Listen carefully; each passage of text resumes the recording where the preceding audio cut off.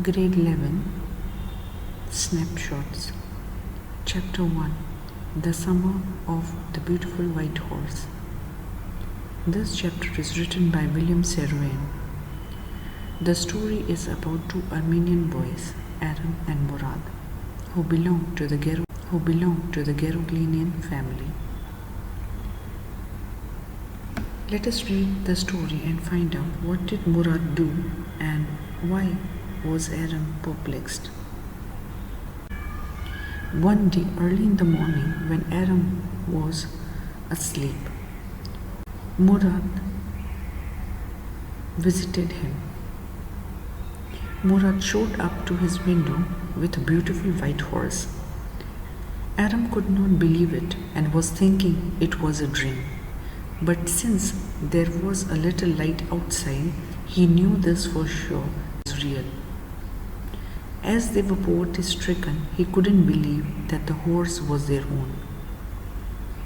At first, he did not doubt the intention of Murad, but he pondered over why was it so.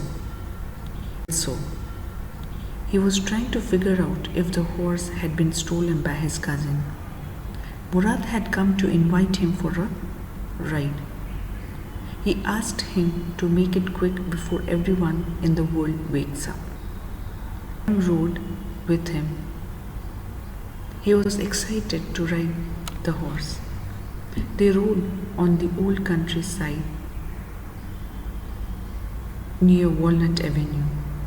After some time, Murad asked him to get off as he wanted to ride the horse alone. Aram asked him if he could also ride the horse alone, just like him, to which Murad said, "They will see," as it was for his own safety.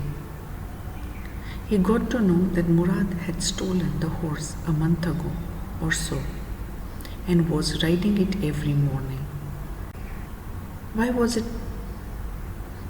impossible for them to buy a horse? Aram and Murad belonged to Geroglinian family. Their tribe was poverty-stricken. There were hardly a handful of people who lived in the countryside. Although they were known for their brutal honesty, they had to strive hard to earn their livelihood. And this is why Aram thought that Murad would have not stolen the horse. When Aram got his chance of a ride, the horse took his plunge. The horse took him to the vineyard and threw him off and ran away. After searching for 30 minutes or so, Murad finally managed to find the horse, and they hid him in a deserted vineyard, some oats and alfalfa. This is how the boys tried to hide the horse from the sight of the people, in the fear that they would be caught red-handed. Murad had a way with everything, especially horses. He knew how to every type of animal and also humans. This is what he thought he could do. Every morning for 2 weeks, they would take the horse for a ride and then hide it again. This is what they thought about. One day, when John Byro came to Aram's house to talk to his uncle Ch1, who was an irritated and loud man, they got to know that John Byro was the real owner of the horse. Byro told him about his missing horse. This is what Byro told Uncle Ch1 when he met him. He told him that he had bought the horse at $60. For a month or so, he couldn't find, and this is what was making him concerned about where his horse could be. He couldn't find it, and he walked for 10 miles to come to their house to look for his horse. Observing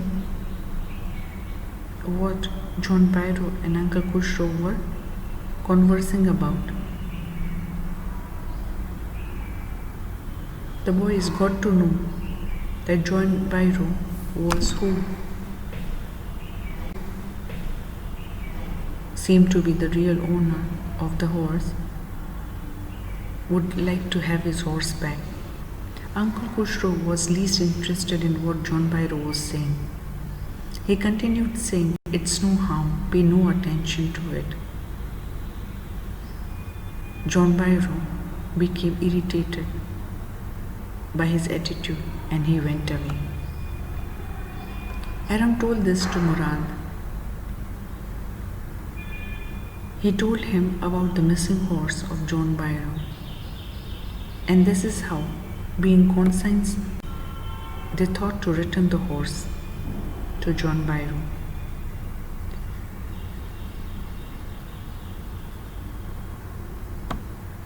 If we read the story further, we get to know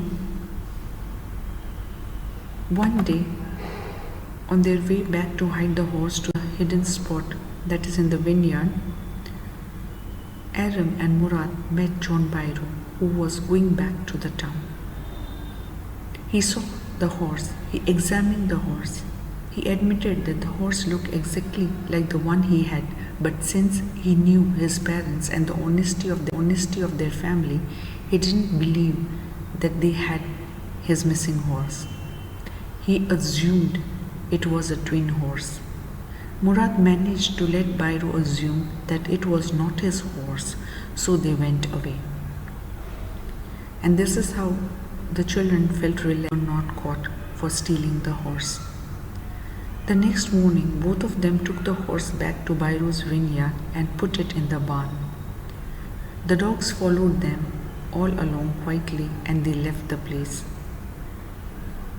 The same afternoon, John Pyro came back to his house to his mother about his horse who had come back. So when John Pyro visited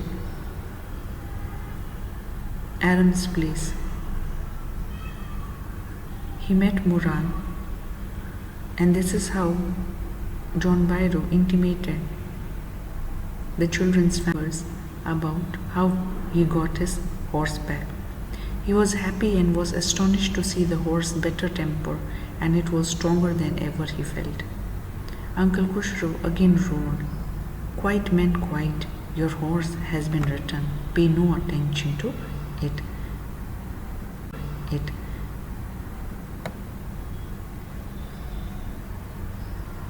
This is how the story ends.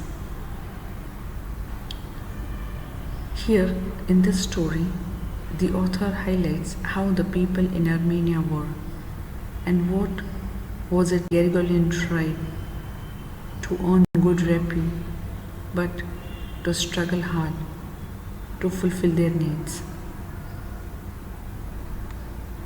Read the story and answer the questions that are listed in the textbook.